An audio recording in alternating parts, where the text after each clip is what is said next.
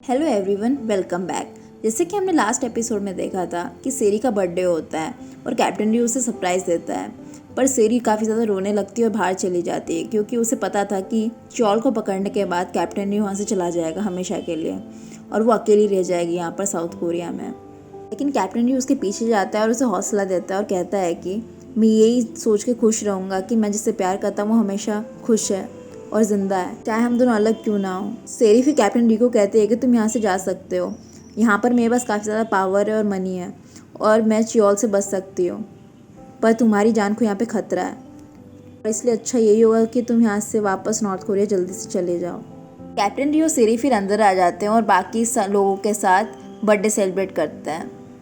उसके बाद captain D सेरी के लिए गिफ्ट लाता है और लेकिन गिफ्ट देने से पहले उसे कहता है कि वो गिफ्ट देके कुछ और ना सोचे, ये बस उसे अच्छा लगा इसलिए वो खरीद के लाया है।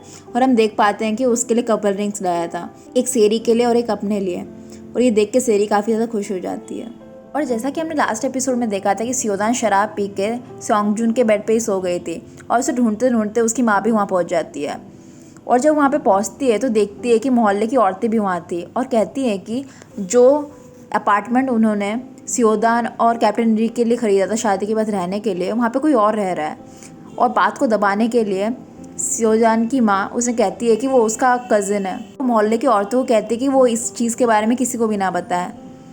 और सियोदान की माँ जब अपार्टमेंट में पहुँचती है तो सियोदान को सोते हुए पाती है और वो उसे उठाती है और कहती है कि तुम यहाँ पे क्या कर रही हो सॉन्गजुन के साथ। और सॉन्गजुन को तो आप जानते ही है, वो उसकी माँ को पटाने लगता है, उसे काफ़ी ज़्यादा इम्प्रेस भी कर देता है और उससे कहता है कि उसको सियोदान पे क्रश है और उसकी माँ उसे कुछ कह भी नहीं पाती।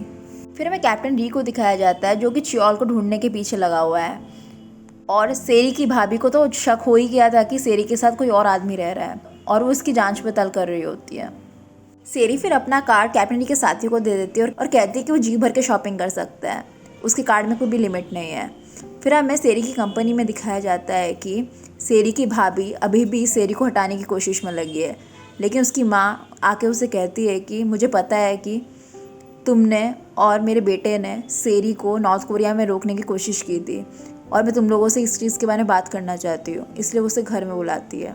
फिर हमें सेरी और कैप्टन री को दिखाया जाता है उनके ऑफिस में और यहाँ पे काफ़ी फ़नी सीन होता है। यहाँ पे सेरी का पुराने लवर को दिखाया जाता है जो कि इंस्टा पे डाल देता है कि वो काफ़ी खुश है सेरी वापस आ गई है और वो वापस उसे डेट करना चाहता है।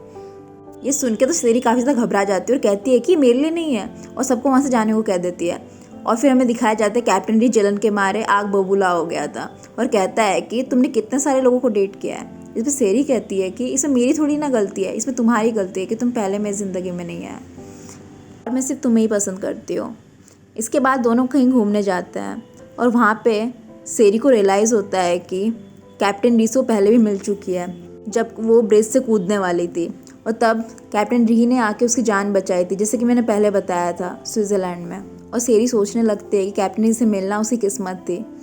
फिर में मानबॉक को दिखाया जाता है और वो काफ़ी ज़्यादा डरा हुआ होता है क्योंकि उसे चियोल मिला था और उसने उससे कहा था कि उसे कैप्टन री को पकड़वाने में उसकी मदद करनी होगी ताकि वो सेरी को वापस नॉर्थ कोरिया ले जा सके और वापस फिर नॉर्थ कोरिया में ऑफिसर बन सके।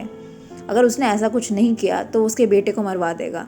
तो मानवोक के पास कोई भी चारा नहीं होता है और हमें आगे देखने को मिलेगा कि मानवोक क्या करता है, क्या वो कैप्टन री को पकड़वा देगा या नहीं। फिर हमें योनडोंग और कैप्टन री को दिखाया जाता है और योनडोंग उससे कहता है कि उसने साउथ कोरिया में काफ़ी सारी चीज़ें ट्राई कर ली हैं, यहाँ तक कि उसने एक गेम भी खेला था जिससे खेल के उसे काफ़ी ज़्यादा मज़ा आया था और उसने गेम में किसी को चैलेंज भी किया था और उसे मिलने बुलाया था, लेकिन वो डरपोक था, उसे मिलने ही नहीं आया।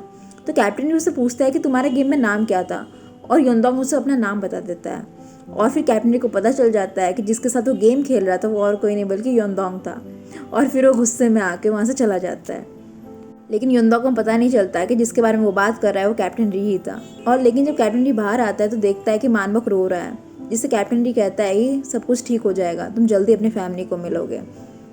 फिर हमें कॉलोनल की बीवी और मोहल्ले की औरतों को दिखाया जाता है जो कि कॉलोनल को बाहर निकालने के लिए तरीके ढूंढ रहे होते हैं, जिसमें कि मोहल्ले की एक औरत बोलती है कि सियोदान डायरेक्टर की होने वाली बहू है तो शायद वो कॉलोनल को निकालने में मदद कर सकती है। इसलिए वो जाके सॉन्गजुन के घर पहुंच जाता है और यहाँ पे काफ़ी फ़नी सीन होता है जब सियोदान और उस मोहल्ले की औरतें दरवाज़ा खोलती है तो देखती हैं कि सॉन्गजुन नहा के बाहर निकला था और वो आधे कपड़ों में होता है।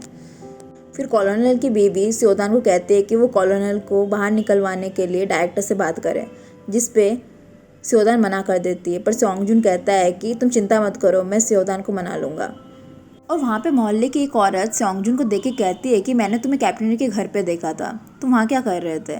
जिसे बात संभालते हुए स्योदान कहती है कि उसी ने उसे भेजा था कैप्टन री के घर पे कुछ सामान लाने के लिए। लेकिन स्योदान को शक हो जाता है कि सॉन्गजुन कैप्टन री के घर क्यों गया था, और फिर बाद में वो उससे पूछती है, जिस पे सॉन्गजुन उससे सच सच बता देता है कि कैप्टन री फ्रंट लाइन में नहीं गया हुआ है, बल्कि सियोल गया हुआ है, और उसने ही उससे मदद मांगी थी क्योंकि सियोल जिंदा बच गया था और वो सेरी को पकड़ने के लिए सियोल गया हुआ है, इसलिए उसे बचाने के लिए कैप्टन री भी सियोल गया था। और ये सुन के स्योदान को काफ़ी ज़्यादा झटका लगता है और वो काफ़ी ज़्यादा रोने लग जाती है और सॉन्गजुन उसे संभालने जाता है। दूसरी तरफ स्योदान के अंकल को दिखाया जाता है कि जो उसकी माँ को बताता है कि सॉन्गजुन असली में एक बिजनेसमैन है और यूके में रहता था और उसका काफ़ी फैला हुआ बिजनेस है। पर एक बैड न्यूज़ भी है, जिसे उसकी माँ पूछती है कौन सी बैड न्यूज़, जिस पे वो बताता है कि साउथ कोरिया में वो घपला करके नॉर्थ कोरिया भाग गया था और ये चीज़ स्योदान को भी पता है। वो फिर भी उसके प्यार में पड़ गई है। ये सुन के स्योदान की माँ के होश ही हो जाते हैं क्योंकि वो एक ठग से प्यार करने लगी थी। फिर हमें सेरी को दिखाया जाता है जो कि कैप्टन री के साथियों का मेकओवर करने में लगी थी और वो सबको काफ़ी ज़्यादा चेंज कर देती है। और वो कहती है कि म्योक के लिए उसके पास एक सरप्राइज़ है, और फिर वो उसे उसकी फेवरेट हीरोइन से मिलाने को लेके जाती है क्योंकि जैसे कि आपको याद होगा कि नॉर्थ कोरिया में सेरी ने म्योक से वादा किया था कि वो उसकी फेवरेट हीरोइन से ज़रूर मिलाएगी उससे, और वो वादा पूरा करती है। उसके बाद सेरी फिर से एक और बार कैप्टन री के साथ थी और कैप्टन री को अलविदा कहती है क्योंकि वो लोग नॉर्थ कोरिया वापस जाने वाले थे चोल को पकड़ने के बाद, और वो लोग रेडी हो जाते हैं वापस जाने के लिए। हमें फिर सेरी के घर में दिखाया जाता है कि उसका बाप उसके बेटे को काफ़ी ज़्यादा डांट रहा होता है। जैसे कि हमें पता है कि उसने सेरी को नॉर्थ कोरिया में रोकने की कोशिश की थी और ये चीज़ उसके बाप को पता चल गई थी, इसलिए उसे काफ़ी ज़्यादा डांटता है। तभी सेरी की भाभी आ जाती है और कहती है कि उसके पति ने कुछ नहीं किया है। नॉर्थ कोरिया में सेरी सॉन्गजुन के साथ थी और सॉन्गजुन हमारे पिछले एम्प्लॉय का बेटा है और वो बदला लेने के लिए यहाँ पे आया था। उसने सेरी को बचाने के लिए ही सॉन्गजुन को पैसे दिए थे। उस सेरी की भाभी के बात पे सेरी का बाप बिलीव नहीं करता और कहता है कि तुम सेरी को बुला, मैं उसी से सब चीज़ पूछना चाहता हूँ। और हमें दिखाया जाता है कि सेरी का भाई फिर सेरी को कॉल करके कहता है कि उसके पिता ने उसे बुलाया है और वो जल्दी से जल्दी घर आ जाए, और फिर वो रिकॉर्डिंग काट देता है। लेकिन हमें बाद में पता चलता है कि सेरी के भाई के कोई और ही प्लान है। वो चाहता है कि सेरी जब रास्ते में आ रही हो तो चियोल उसे पकड़ ले, इसलिए उसने चियोल को भी कॉल करके कह दिया कि सेरी उस रास्ते से आ रही है। और वो चियोल को कह देता है कि तुम सेरी के साथ कुछ भी कर सकते हो। और हम यहाँ देख सकते हैं कि सेरी का भाई कितना नीचे गिर चुका है, वो सेरी को मारने के लिए भी पीछे नहीं है। सेरी फिर उसके बाप के घर के लिए निकल जाती है। सेरी जब निकलती है तो हमें दिखाया जाता है कि मानबॉक भी किसी को कॉल करके कहता है कि सेरी निकल चुकी है। जैसे कि हमें पता है कि चियोल ने मानबॉक को धमकी दी थी कि वो उसकी हेल्प करे, और चियोल के प्लान के मुताबिक वो कैप्टन री को बहका के उसको कहीं और बुला लेता है ताकि वो कैप्टन री से मिल सके और दूसरी तरफ सेरी पे हमला हो जाए और वो सेरी को पकड़ ले।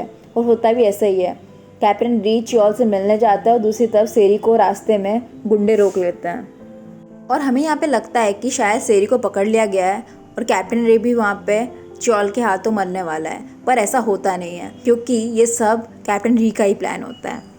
और इस बार मानबॉक ने चियोल को धोखा दिया होता है, ना कि कैप्टन री को। हमें यहाँ पे पास्ट की स्टोरी दिखाई जाती है।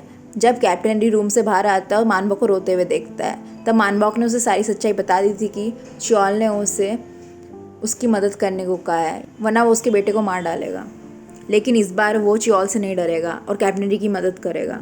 तो कैप्टन री ये सब प्लान बनाता है कि वो चियोल को अकेले में मिलने जाएगा, और दूसरी तरफ जो सेरी को रास्ते में गुंडे पकड़ने आएंगे तब कैप्टन री के साथ ही उनसे लड़ेंगे और सेरी को बचा लेंगे। और होता भी ऐसा ही है, कैप्टन री के साथ ही सेरी को बचा लेते हैं और दूसरी तरफ कैप्टन री चियोल के गुंडों से लड़ रहा होता है।